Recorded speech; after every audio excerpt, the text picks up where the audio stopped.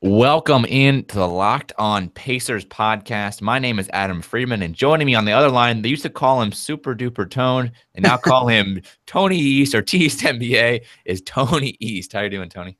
There is no evidence that my Twitter name used to be Super Duper Tone. I only knew that your Twitter name for like a month, and you changed it like a snap of a finger. I am removing that from the record. That never happened. So for today's show, we are doing an unusual one together on I'm recording on Thursday, but it'll be a Friday show because we wanted to do a quarter season breakdown. We're 25 games in, which is a little past quarters, but the 20 game mark. But we want to do a quarter season breakdown, and then we wanted to preview the Nuggets and Cavs game coming up this weekend because those are two pretty important games for the Pacers. So before we get into we have a kind of a series of questions. Was there anything you want to hit on the quarter season that you think it just needs to be talked about before we get to our questions? I was going to have one question for you that wasn't on our sheet. Go ahead. All right. What player on the team has played the most above your expectations so far this year? Oh, that is a good one. The obvious answer is right, is Victor Oladipo, but I don't know. It probably have to be Sabonis, to be honest. Yeah, right? that would have been my answer. Just because I had no expectation for him. Like Oladipo, I had outside chance he played how he's playing right now, where he puts up 20-plus points a game. But Sabonis obviously was like a throw-in. I always thought, he'll play off the bench and maybe he'll show something. But he's pretty good.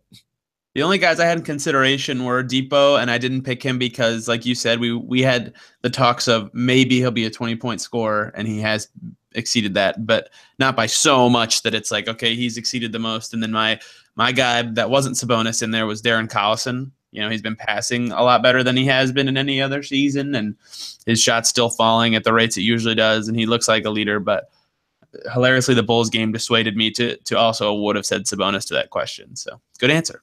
Yeah, Sabonis has been great. Like a double every night. He struggled the past week or so, but just because when you hit it, where like Sabonis, you had no expectation he could do this, versus Victor Oladipo, you had if you were to take 100, out of 100%, there was a 10% chance that he was going to put up what he's putting up now. There was a small chance you thought he could do it, but Collison's also a decent one because Collison's playing pretty well. He's 12.6 assists a game, which is pretty impressive. He's basically kind of guided the offense. I know he did against the Bulls, but basically guided this team where they are right now. Yeah, definitely. It's been the passing more so than anything, and just because he's never been this before. I think he has 1.5 more assists per game than he's ever had in a season before so far. And, he's just leading that first unit so well. That's part of the reason they're so good in first quarters compared to other quarters has been his play. And I just kind of expected him to be like a floor spacer for Oladipo and Turner to do their thing. So the fact that he's been able to not only be involved, but be very effective was the reason he would have been in there for me. Yeah. And he's just a calm presence on the floor, which he comes in and takes control of the game. He isn't a high turnover player. It's just he helps this team can be erratic at times pushing the pace, but when he has the ball in his hands, you always feel confident that they're going to make a good play usually. Usually they don't make dumb plays. Sometimes Oladipo will throw the ball a little ahead of himself like that, but when the ball's in Collison's hands, you're like, all right, they'll figure out how to get an offense set, set something up and actually run a play. Yeah, exactly. And, they closed with Joseph against the Bulls. But, Collison could have done just as well. It's just they wanted Joseph's defense. So I've been very pleased with a lot of guys. So I think most people have played above their expectations for me. But I just wanted to see what your answer was to that question. Yeah, we talked about that, how basically every player on this team except for maybe Turner has played above what we thought they would play at the beginning of the season. But let's get to our questions to start. So that's kind of like the first question we have, I guess. Yeah, so the first question I had for our 5 kind of questions was the biggest surprise. It doesn't have to be player, it could be storyline, whatever it is, the biggest surprise. And I was doing non-Victor Oladipo because we'll talk about him later. Yeah, mine is the pace. Definitely the pace of the team.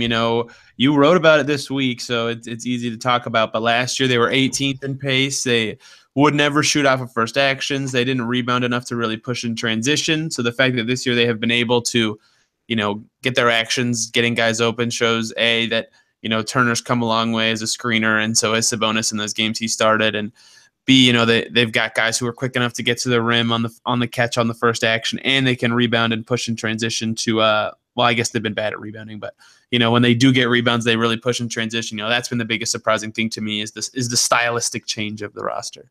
Yeah, they're the 10th fastest team in the league. They're 0.01 behind the Hornets, so maybe they're 9th. But they've been hovering around that top 10 all season, which has been really impressive. And their defense hasn't been just terrible. It's number 19 in defensive rating right now, which isn't terrible. There was one year where they were, I think, close to 10th last year under Vogel, but they were like 25th in D. So they've at least been able to kind of be competent on D and sometimes, but they score enough to make up for the fact they aren't a great defensive team.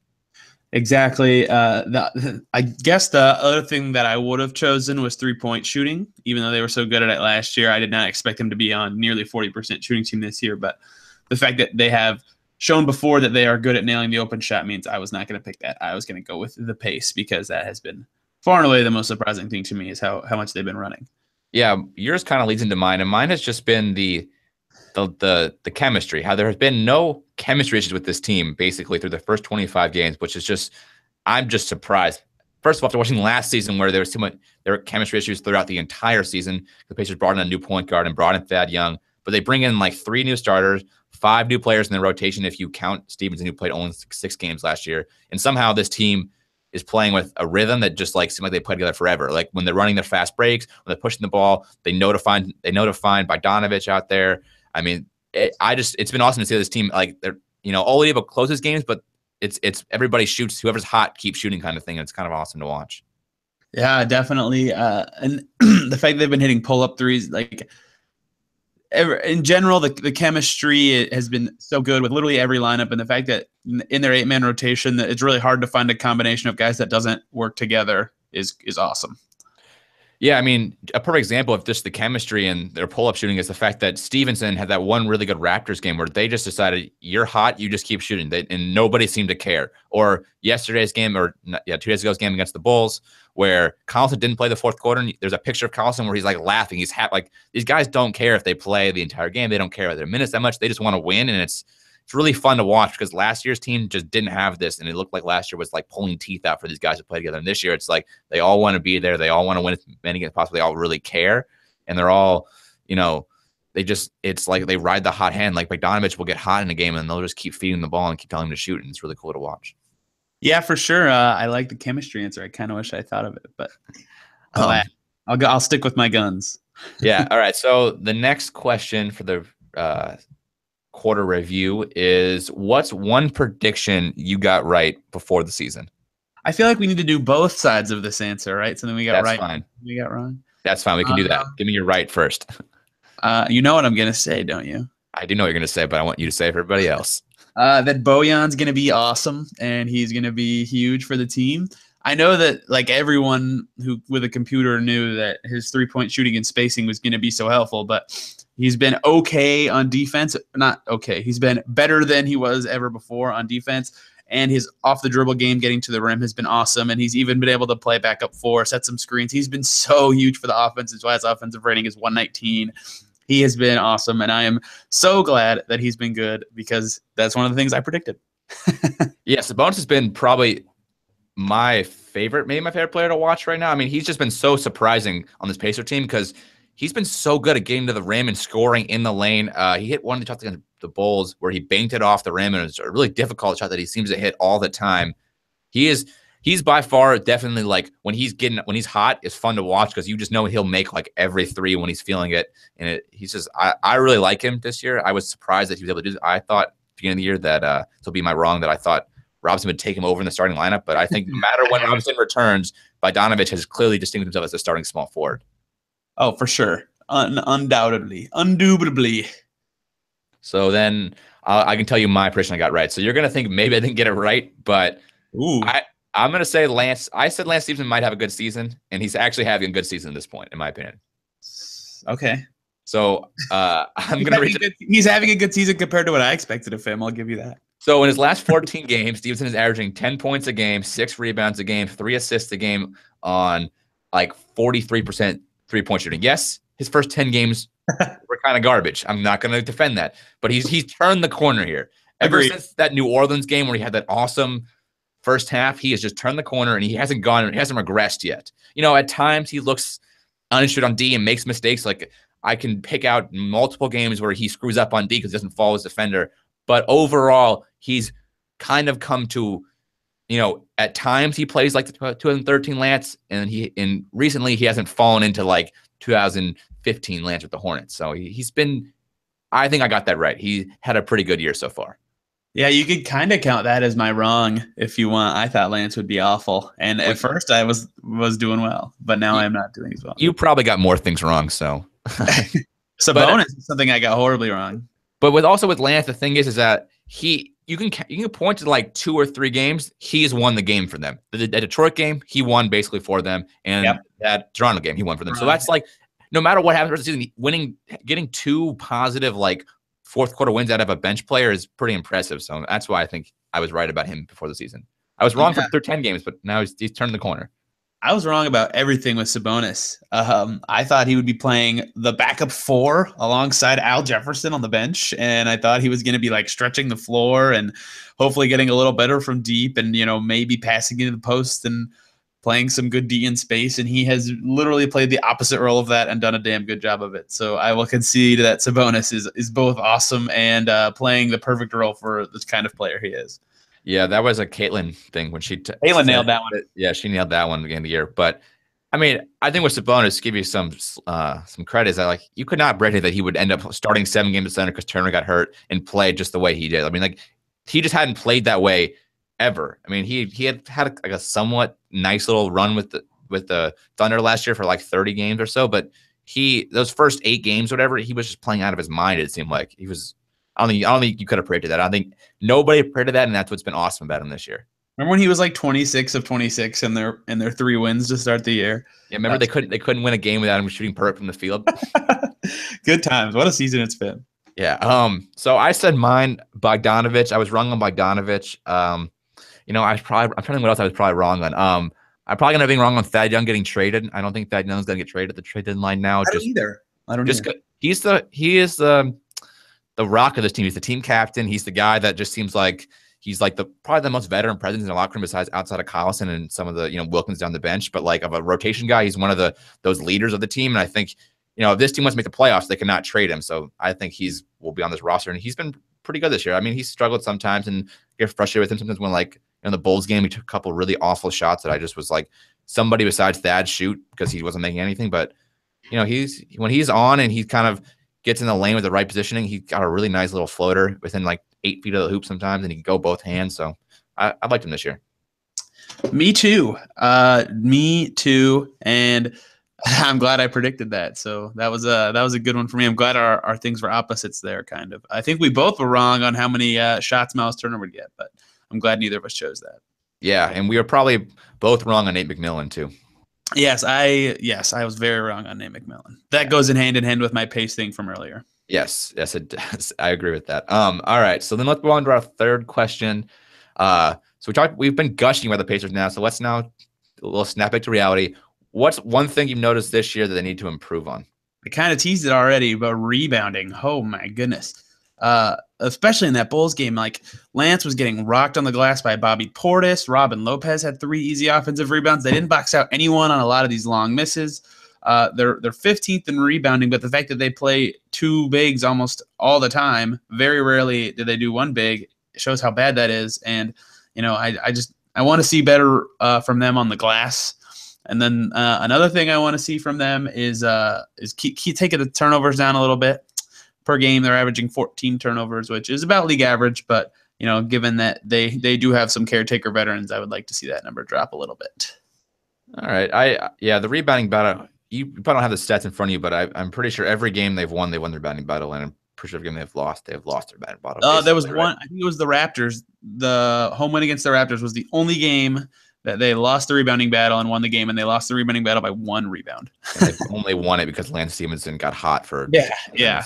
But the rebounding, Lopez, you probably talked about this on your podcast yesterday. But Lopez, from the first game they played against him to last game, got a totally different player. The first Bulls game, he looked like he didn't even belong on the court, and then yesterday on Wednesday he looked pretty good. So I was kind of surprised to think about that game. Well, and I want to talk about that because I thought he had so many more rebounds. He only finished the game with 5, but they were all massive rebounds. Like the Pacers were on a huge run, and then Robin Lopez somehow got a clutch offensive rebound, and then they would score to end the run. And like he just felt like he had so many more because they were just such impactful plays. So for my improvement, I've got two in my mind I'm thinking of right now. One is the fan base in the show for games, but that's like an improvement for the team. That doesn't really make sense. I was just we'll have to delve in on Sunday. We'll delve into that topic. I don't want to get to it now because I think it's kind of a stupid. I think it was blown out of proportion, to be honest, and I think people are just like trying to hate on it. But we'll talk about that on Sunday. My actual one is they need to get a ninth guy in the rotation. Hopefully Robinson will be back soon, but this 8-man rotation thing, while it's been good, I think it's not sustainable. It's the one thing that's like is their weak spot where if right now guys are not touching more than 33 minutes a game with Oladipo, but like if Oladipo played 39 minutes last night, and that you can't do that for 50 more games because he'll just run him out basically. Yeah, and GR3 is supposedly the answer, but say he's not the same player. Which, by the way, he got us some shots today, so we can talk about that on Sunday too. But it's going to be interesting to see how they handle that especially for the next month without GR3. It should be late December, early January, but that is a good one too, and that kind of bleeds in perfectly to our next question. Yeah. So what's one move Pacers can make? So this is kind of based on shout out to John from what's his last name?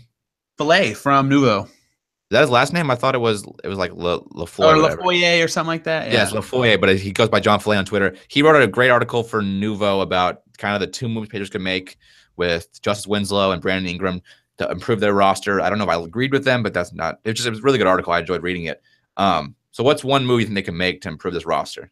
A 3-and-D guy in the mold of Robinson would make the most sense right now. But when Robinson comes back, maybe a little more competent 2-guard play off the bench. Sorry, Lance. Or not terrible rebounding big to play a little bit when you don't want to play, or when Sabonis is in foul trouble. But the trouble is, you can't move any of the 8 rotation guys now who are playing besides maybe Collison, which is still really tough if you want to keep winning.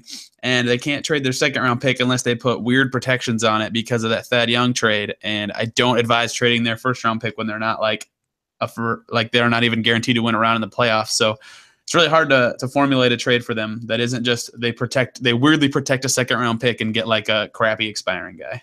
Yeah, you don't want to give up that 1st-round pick because they'll probably be in the top 20. I would guess between 15. I mean, somewhere between 12 and 18 would be my guess right now. That's also my guess. Which, with the Pacers' history of drafting and Larry Bird, who is not the GM but is still advising, he's been really good at hitting him. Like he hit Turner at 11, Danny Granger at 17, I think.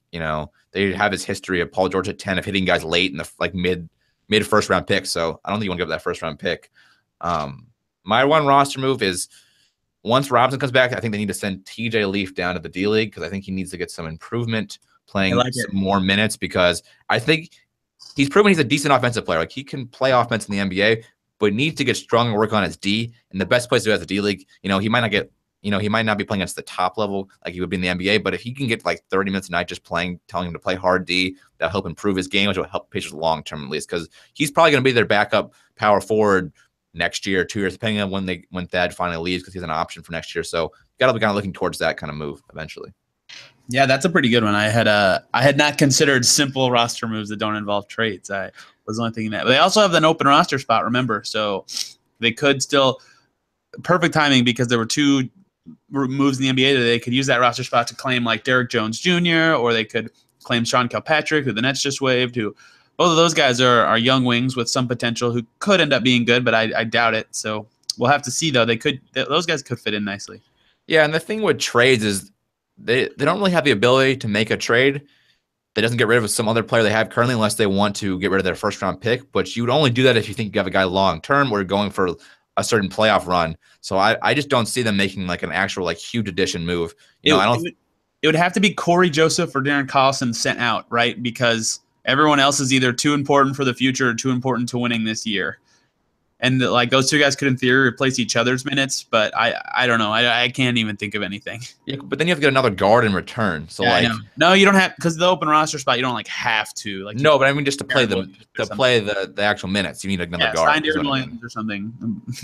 No, I think right now the way they're playing, you just leave the roster, see what it ends up at the end of the season, and figure out in the offseason. I totally agree. After we're going to talk about this later when the trade down stuff. We talk about it at the basketball game we went to, the Toronto game, where like just in the offseason figure out what you want to do next. You know, you don't have to bring back Bogdanovich. You don't have to bring back Collins necessarily. You know, maybe they should based on how the year ends, but you don't have to worry about that now. Make that move later on after the playoffs, after you've made some kind of run. Because if this team wins, this team is probably on pace to win somewhere between 42 and 45 games, which is really impressive considering they lost their best player and they're going to have the same amount of wins almost.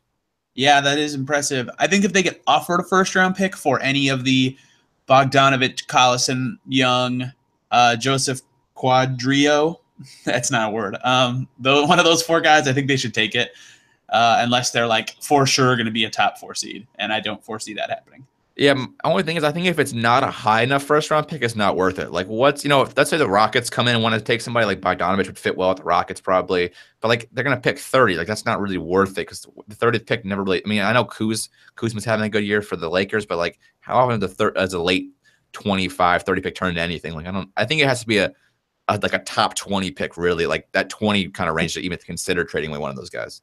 Well, Thad Young was acquired for the 20th pick, and that was probably too much for him. But we will have to see on that. But I don't think they make any trades for many of the reasons that we just said. Same. I'm with you on that one. So then my next question, I didn't really give it to you. I sort of teased it as a Victor Oladipo. But what did the Pacers win the trade, Tony? They win the Paul George trade. They got even value in the Paul George trade, which is way better than I thought. I guess that could have been my wrong thing from earlier. So is that winning not because they actually won in value-wise, but because the position they were put in with the way he wanted to leave, they're basically selling him for pennies on the dollar, and they got whatever more back than the 10 cents they thought they got from the start. Yeah, they won compared to expectations. They lost because they traded away Paul George. So that's why I call it even. Is I factor in what you just said. But yes, it has been way better than I thought it would be. So I will give Kevin Pritchard a ton of credit for that. I mean, I think my initial trade grade was like a C, and now I'd probably go like B plus. Yeah, I agree with that. I would agree now, especially. I also think Pritchard did a great job building around the players he has. Like he made the trade and then added the right guys to fit around those players. So, there's not. I mean, you could say, Victor Oladipo having better than Paul George, but Paul George is a top 15 player no matter what. But just the Pacers won the trade in the sense that their GM looks really competent. We forget that Bird was an okay GM, drafting-wise really great, but everything else he was kind of iffy at. But Pritchard looks like the kind of GM who really can make the right moves. He understands the roster, how to make the moves. And he's got Larry Bird advising him on draft picks, so that kind of picks up that part too. So that's how they won the trade. Pritchard looks nice. Hopefully they work together on those 2 departments going forward. That would be perfect. Yeah, I wonder too if Pritchard might win Executive of the Year at this point. No. Who's gonna win it? No, Daryl Morey, 100%, or Danny. Yeah. See, but Ainge has won it before, right? So sometimes they don't. Sometimes they go with Pritchard's never won it. That's the only reason I would say he might win it. I'm sure Morey and I'm sure Ainge has won it before. In our, I can't tease it. There's an article coming out where I have a vote in this process, but Kevin Pritchard is in the top 7, I think, of this article that is coming out. But I think Ainge and Morey and Stan Van Gundy and Presti are the 4 that are dominating.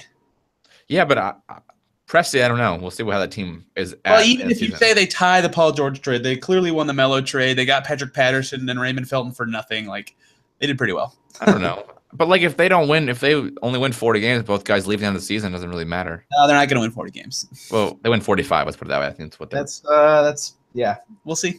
They traded away guys and they didn't improve on wins, so I don't know if that really. Russell Westbrook is way worse, but we are way off topic. Yeah, so I think Pritchard at least needs to be in the conversation. Let's put it that way. But yes. And then to our final question, we have to do predictions here. We do it all the time. So we're 25 games in there, 14-11. At the 42 game mark, what's going to be their record? The 41 game mark is 41 game mark. Okay, we determined this a while ago. 23-18 is what I'll go with.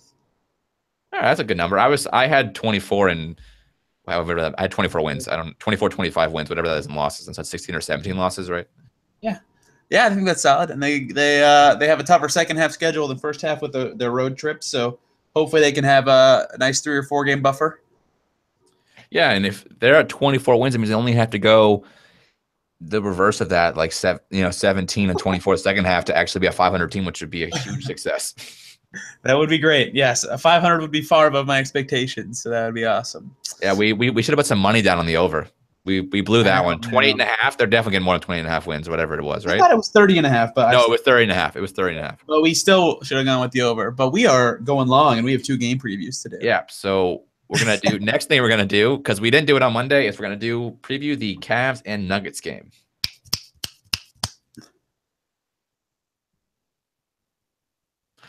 All right, welcome back into the Locked On Pacers podcast. So we're going to preview the Cavs game, which is this Friday today. You'll listen to the podcast on Friday. It'll be tonight, and Nuggets game on Sunday. So the Cavs come in with, what, a 14-game win streak, Tony? 1, 2, 3, 4, 5, 6, 7, 8, 9, 10, 13. 13. So the Pacers narrowly avoided the Boston Celtics coming with an 18-game win streak. So now they get a real win streak with the Cavs. They beat the Cavs the first time 124-107 in a weird game where the Cavs, they struggled really early on in the season, so they kind of blew them out in the fourth quarter, ran away with it. LeBron is obviously playing out of his mind. LeBron is probably the 1 or 2 in the MVP vote right now. For the season, let's put it this way, he's averaging 28 points, 8 assists, 8 rebounds on 43% shooting from 3, which would be a career high for him. He is not quite in the 50, 40, 90 club because his free throw percentage is not that high, but he is awesome. And so obviously he's going to be the difference in this game. But what else about the Cavs do you like when they play the Pacers? They have a lot of differences from the first game, which is going to be super weird. Like Derrick Rose played 28 minutes and played really well. He had 19 points. It might have been his best game of the year. And he will not be playing for injuries. Tristan Thompson started in this game. He has not been playing a lot recently. I think he's questionable for this game. It says he's unknown if he'll return to action against the Pacers on Friday. I'm pretty sure Iman Shumpert played in this game. I might be wrong about that. Oh, no, he did not. Never mind. But, there's a lot of changes on the roster. Their starting lineup is different now. Channing Frye gets to play now. Jake Crowder starts. Like, they're very different, and their defense is significantly better now without Rose, which is sad to say. So, they're really good, but the Pacers have already beaten them. So, hopefully, they can pull it off again. Yeah, so I don't know if you listened to – it was either on Zach Lowe's podcast or Bill Simmons where they talked about how the Cavs are playing these old man lineups with Kyle Korver, Dwayne Wade on the floor, and then they put James up there, and it's like the number 1 lineup for them. It's like a ridiculous plus-minus on the floor. So, they switched Kevin Love to the center, so that's going to be – actually won't be that bad for the Pacers because the Pacers already play kind of small, but LeBron's going to – I don't know who guards LeBron, how they guard LeBron. I guess Thad Young might guard LeBron, what it seems like. I don't really know how they do it. They didn't in the first one. He had 33 points. So, which maybe you don't have to guard LeBron. I mean, not that, you know what I mean? You let him get his. I mean, he's going to get between 25 and 35 points every night, it seems like. So let him get his and stop everybody else, right? Don't let Korver get open threes, and don't let, that's what usually kills him is Korver or JR streaks and get some kind of hot streak, and that's how they kill him. Because if you let LeBron and those guys, if you let the other guys kill you, you're going to lose. But if you let LeBron kill you, you might have a shot at winning at least. Yeah, I don't know what they're going to do to stop this team. They've just been wrecking people recently. They're up all the way up to 4th in offense after really struggling to start the year. So I am fearful for how well they will score in this game. Yeah, I think the only way the Pacers win is if they just shoot like a ridiculous percentage. I mean, they have to just come out and outscore them and just run them up. You know what I mean? They're going to go the same pace. I mean, the Pacers have scored a lot of points on Cavs teams before. They scored 74 points in a first half of a playoff game last year that we all hated the second half for. But they've done this before, so they just got to score a lot of points. And remember in that first game, they shot 62% from 3. The Pacers did. Yeah, it was unbelievable. Darren Collison had 25 points on 9 of 10 shooting. They were shooting their way through remember that was a huge Thad Young game too. He had 26. Like, they're not going to shoot that well from 3 again, so they're going to have to defend a little better in this one. I do only wonder, so I don't know if he'll do that. Maybe no one would do this, but do you think Lance Stevenson guards LeBron at all? Limited capacity? Because I don't know if you want to do that. I think you'd rather not piss off LeBron, because when you piss off LeBron, he beats you. But if you don't piss him off, he doesn't always beat you because he's not always focused and 100% caring. I hope they do not do that. I hope they put Victor Oladipo on LeBron James. That's going to be tough because you want Oladipo to. I mean, you're going to need Oladipo to score 30 points to win this game, probably. I don't know what they're going to do. LeBron is too hard to game plan for. Yeah, no, I mean he is my butcher, even though you're going to say I'm not allowed to pick him. So let's do X Factor first. So who's your Pacers X Factor? I've teased a couple players for myself, but who's your Collison was the key in that first game, but Well, also we have to talk about how Sabonis started in that first one, but I guess I just said it all I needed to say. He started, had 15 points and 12 rebounds. He was awesome. But, sorry, that was a gross burp. But I'm going to go with Corey Joseph here. Like you just talked about, they have that great second unit with Dwayne Wade and Kyle Korver, and J.R. Smith plays with some bench units sometimes. They just have really good reserve guards, and Corey Joseph's defense is going to be integral on those guys since they're so good at shooting and creating. That's a good one. I'm actually going to pick Miles Turner. Okay, good pick. I'm going to only pick him because it's going to be his job to out-rebound Kevin Love, which they might have a shot at winning the rebounding, about trying to win the rebound battle. They might not. I mean, he has a height advantage. I know Kevin Love is one of the better rebounders in the NBA, which still you cannot figure out how, but he is. But he's got to try to win that battle because if they don't win that battle, they're not going to win the game. But also on the offensive end, he's going to have some opportunities because Kevin Love is not a great defender on the outside. If you take him out from under the hoop and just he's not a good defender in general, but Turner will have a chance to try to score on him. And Turner can put up like 25 points on some ridiculous shooting numbers like 8 of 10 or 10 of 13 or whatever. That could be kind of the X factor in the game.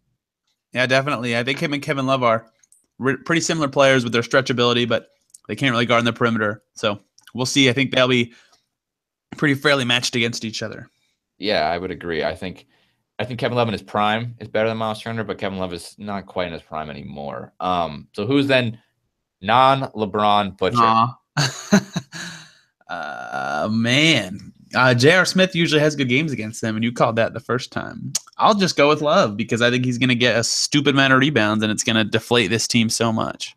Yeah, you saw it against the Bulls game where they were so bad at boxing out, and on so many times either the Bulls got a second chance play or I can't count the amount of times the ball bounced into Markkanen's hand right in front of the rim and he put a layup. And like boxing out's a thing that you don't appreciate when you're watching a game unless it's just awful, and it was awful in that game.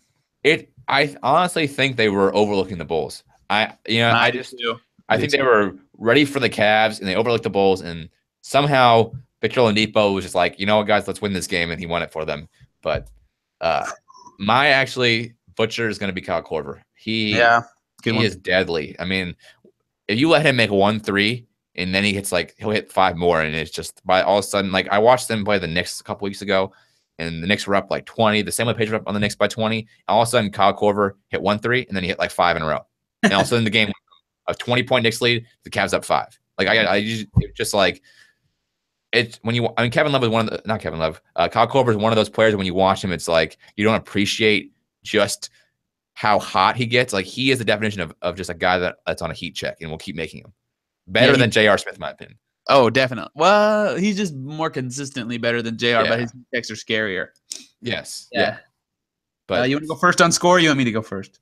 I can go first on score because you went first, I think, on the last couple games we did the first podcast. I'm going to pick oh man, This is a hard one. This is a really hard one. No, I'm going to pick a Cavs win 115-108.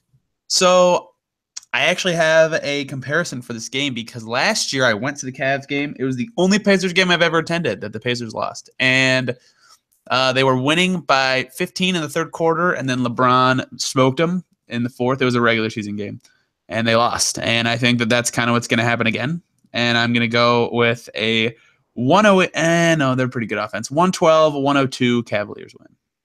So LeBron actually played in a game in Indianapolis. I feel like he hasn't played in Indianapolis in like 7 years, it seems like. They always play some back-to-backs, and LeBron never plays. No. Well, he plays sometimes. He seems like he always misses the Pacers game a lot of times. I was -10, and you were -7. Yeah. We are very close at 1 point apart in our predictions for scores this week. We'll have to be mindful of that going into the Nuggets game. So am I one under you or one above you? I'm at +37, and you're at +36. All right, I have to just stay under. Okay. The next game the Pacers play Sunday, early game, 5 o'clock game. So you can watch it right after. I don't know when the Colts play because I stopped caring about the Colts, but you can watch that as the Colts game because it'll be more fun. But the Nuggets will be without Paul Millsap, without Nikola and Jokic, which means they are not a good front court at all. Yeah, they have lost. When did Jokic get hurt? Last against the Lakers, so they've lost both games since then. Yes, and now they're starting Mason Plumlee and Kenneth Faried in the post. Yeah, so the Pacers are kind of caught a break here because the Nuggets are probably a top 6 team in the West. They're definitely one of the better teams in the NBA, but they caught a break this time out drawing. They're missing their number 1, number 2 player. So we get to see some of that Gary Harris Oladipo matchup that you think Gary Harris is so great from. He is, I don't know, but he's not like better than Oladipo great. I think he's Gary good. Harris is so great. Well, Gary Harris is a former Indianapolis native, probably more like Carmel, but they all say they're from Indianapolis. Fishers is. But you'll all say from Indianapolis. People who live out to Indianapolis just say they live in Indianapolis. They live in that kind of area. But two Indy natives on this team with Gary Harris and Trey Lyles. Gotta love it. Oh, I forgot Trey Lyles is on their roster. Yeah. He's a real Indianapolis kid, Arsenal Tech kid. And a Syracuse guy, Tyler Lydon. Yes, but I think is Lydon actually playing for them, or has he been in the D-League? 2 minutes this season. Nice. So he's basically in the D-League, I think. And then, I mean, on the Pacers, obviously, you've got, well, I guess you have Oladipo, who's not really an Indiana, went to IU, but not an Indiana guy. So, interesting to see. He's the only one. Anyway, yes, Gary Harris is very good at his role. He is shooting 41% from 3 and is an awesome player this year. But anyway, this game's going to be weird because of that front court problems for the Nuggets. Kenneth Faried, former Team USA guy who's really fallen off because his skill set just isn't modern anymore. He's a really, really, really tenacious rebounder. I'm assuming that he leads the team in rebounds per game of healthy players. That is correct. For post players, that is. And then Mason Plumlee I love Mason Plumlee. He's a really good passer and can kind of score from the mid-range, but, he's just not nearly as good as Nikola Jokic. So really big opportunity for Sabonis, Young, and Miles. And Sabonis especially because, when your starters get hurt, your backups obviously get to be in the light. But now, because of it, like Trey Lyles gets to play more, and even Juan Hernan-Gomez, and Sabonis can just dominate those guys in the post. So could be a big game for him, and I would pick him as my X factor when that comes up. Yeah, between Jokic and Millsap, the Nuggets are missing 31 points a game and 16 rebounds. So that's hard to replace. Nuggets interesting actually have, when they're all healthy, have 6 guys averaging 10 or more points a game, which is interesting because not a lot of teams have that much distribution. They have most of their guys are all their starters are between 14 and 15 points a game, like straight even. So that's interesting, just like the distribution of this team, how they're pretty selfless. But I think this game falls probably on Gary Harris, right? He's probably their best player right now, right? Will Barton's been killing it this year. So, but he's a 6th man. Their starting lineup, their backcourt is young but good between Murray and Harris. Yeah, probably Gary Harris is their best player. He just doesn't really create offense. It's more Murray creating the offense, and with Wilson Chandler out too, that means Juancho is going to start. He'll have to create a little bit too, but they're missing a lot of talented players. So you said your X factor was Sabonis. I did, and I am sticking with that. That's a good X factor. My X factor, I think, is going to be Victor Oladipo. I think he's going to look across at the Gary Harris and say, I'm better than this guy. I'm going to prove I'm better than this guy. And he's going to drop 30 points, at least. That would be great. And then you can rub it in my face. Well, also, back to Sabonis. The Nuggets are 2nd in the league in offensive rebounds. And again, Jokic and Millsap are out. But, Kenneth Faried is an amazing offensive rebounder. So Sabonis, it's very, very crucial that you box out Kenneth Faried. Yes. We got to win the rebound battle. And I think they will because the bench will run up.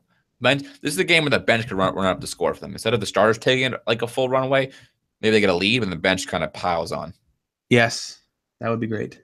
It's really interesting, though, that they drew an injured Knicks team on Monday and the Nuggets now on Sunday injured. It's just this is when it's good to catch some of these breaks because it's some easy wins that you can pile on to get to that 45 win number. Would be kind of cool.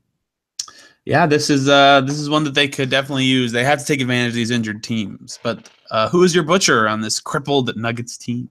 Well, I still think Gary Harris might be the butcher. He's the best player on the roster just because he's the best player.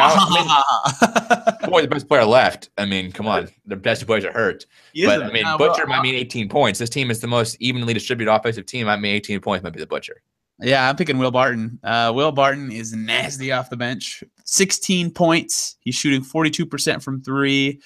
He only plays he's playing a lot of minutes now because of all these injuries, but he can really score. He can really create. He had that buzzer beater against the Bulls, ironically, just like the Pacers just did not too long ago. So watch out for Will Barton when he's on the bench. Is he not starting now that all the guys got hurt? No? I'm pretty confident actually that their starting lineup in their last game was Murray, Harris, Juancho, Hernan-Gomez, Faried, and Plumlee. Well, I don't know. When ESPN has the 5 that started, right? So it had Faried, Chandler, Murray, Barton, Harris. Oh, okay. But that might have been their ending lineup. But I didn't know Chandler was back too. That changes everything. Yeah. So, Gary Harris played 37 minutes in the last game. The Nuggets, I'm trying to think. I'm looking at that schedule to see if they have a back-to-back, because if they don't, they are Friday in Orlando. So that would be rough to make them play out an early Sunday game on a back-to-back. That's just that'd be mean. But it is a road trip for them, right? Yeah, they're 4 and 6 nights. They just played at Dallas, and then at New Orleans, now at Orlando, at Indy, at Detroit, at Boston, back-to-back. Tough stretch for the Denver. Yeah, they're on a 6-game road trip, for the Pacers reverse our 6-game homestand. So, which is beneficial to them. I'll go first here. Score prediction. I like the Pacers in this one for the injury reasons that we have just said. They just ran over the injured and tired New York Knicks. So I don't know, because we didn't say their whatever tangibles. They are 6th in offense and 24th in defense. So they are literally the same as the Pacers almost, and 13th in pace. So I think it's going to be a higher scoring game. I'm going to go 110-107 Indiana Pacers. Ooh, that's a close one. I was going 120-111. And you jumped right over me in the score. I know. I realize that. I'm hoping that they're going to have to blow out. I think the question will be how close the Cavs game is. I agree. Because I think they won the game by 10. You went really low. 3 points. I think they won by 10. So Gary Harris back home. Resurgent game, baby. I think Oladipo's going to have a nice night. I think he's going to have a lot of nice nights. I want Oladipo to have a nice night so bad. Oh, Oladipo can consistently. I don't want him to. He consistently has nice nights if you watch. He does. Every night it's, occasionally he has the next game where he doesn't need to put up 20 points, but most of the time it's 27, 28, 30, 29. He's been awesome this year, and you're ready for him to regress, and I'm not, because I like watching him play, and he's one of the most exciting players right now to watch, because he is. I don't want him to regress. He's a pull-up machine. He's a 3-point pull-up machine. I mean, sometimes it'll look bad, but it goes in way more than you think it should. Yeah, he should put one of those bars above his door, because he's really good at pull-ups. Yeah. Can we just do? You did the podcast yesterday, but I never got to do it. That 3 at the end of the Bulls game was amazing. Oh, snake dribbles at half court, bursts through 2 defenders, pulls up with 2 guys dropping to the rim. My city celebration. That was awesome. That was sensational. I just can't believe. I mean, like, how many players have enough guts to take that as a 3-point shot? I mean, it's just, that's what I mean. It's like he had an easy layup. Maybe not easy, but he had a way to get to the rim. I mean, he was ahead of everybody. He's so good at snaking through, and even if it was like a 2-on-1, whatever it was, he got to the rim and easily tied the game up. But he decided he wanted to win it, and man, he. And I didn't talk about this yesterday, but how smart to shoot with 30 seconds left, because then if you miss, you don't have to foul. Yeah, I don't think he did it on purpose. I think that was just the shot he had. He did it on purpose, because you think he did? I think he just was like, oh, I'm open. I'm gonna shoot this 3 because I've been doing that all season. I'm glad he made it. It was a 6 shot. Yeah, if we missed that, think how pissed we would be today. I said it on the pod yesterday, but I did text you that they were gonna win. What? Oh, yeah, we were talking in the game. Yes, I was like, I kept thinking they were going to win, and then every time, every little break went the wrong way for them for like an entire, like every little rebound went the wrong way, every little step out of bounds, missed open 3, everything was going the wrong way to the last like 6 minutes, then all of a sudden everything turned around. Yeah, the high pick and roll with Turner and Oladipo was cooking, but we already reviewed that game. We can talk about it on Sunday when we do a little weekly recap and stuff. Yes, we can. Anything else? Good week recap. We have a lot to talk about. Anything else you want to talk about before we go? Just keep an eye out on the minute distribution between Joseph and Collison going forward. That's all I have to say. All right. Thank you to Indiana Sports Coverage, who we're partnering with and has been helping us grow our base of listeners. Anything else anybody else who supports us we need to reach out to? Everyone who listens. Thank you. Yep, exactly. Thank you everyone that listens to this podcast. Like always, you can reach us on Twitter at Locked On Pacers. You can get Tony at Teased NBA or me at FriedmanAdam5. You can email the show at lockedonpacers@gmail.com. Leave comments on our iTunes or Stitcher, wherever you listen to the podcast page. Please do. We love to hear feedback, how to make the show better for you. That's it for today's podcast. Enjoy tonight's Pacer game and have a good rest of your day.